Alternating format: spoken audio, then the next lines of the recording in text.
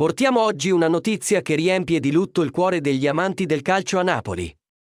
È mancato Antonio Giuliano, il leggendario ex capitano della nazionale napoletana, lasciando dietro di sé una storia straordinaria di 505 presenze con la maglia azzurra e un'eredità da direttore sportivo che ha portato in città nomi illustri come Ruud Krol e Diego Armando Maradona.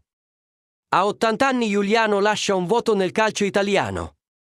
Antonio Giuliano non è stato solo un giocatore eccezionale, ma ha giocato un ruolo fondamentale anche fuori dal campo.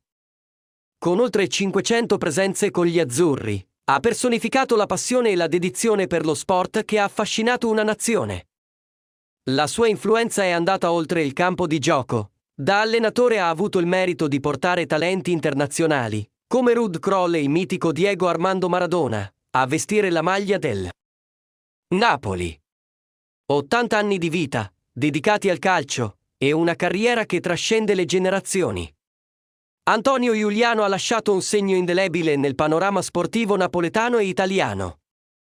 Il suo periodo da allenatore non solo ha innalzato lo standard del club, ma ha anche consolidato il Napoli come destinazione ambita per giocatori di fama internazionale.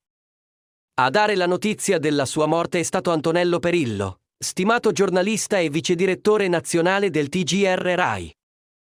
La comunità sportiva si unisce nel cordoglio, ricordando le straordinarie imprese di questa icona del calcio italiano.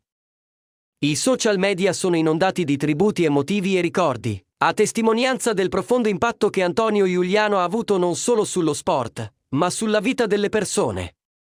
Insomma, il Napoli piange la perdita di una vera leggenda del calcio. Antonio Giuliano sarà ricordato non solo per i suoi impressionanti numeri in campo, ma per il suo ruolo fondamentale nel plasmare il destino del Napoli e nel contribuire al ricco arazzo del calcio italiano. La sua eredità durerà, ispirando le generazioni future a seguire le orme di un vero gigante dello sport. Riposa in pace, capitano.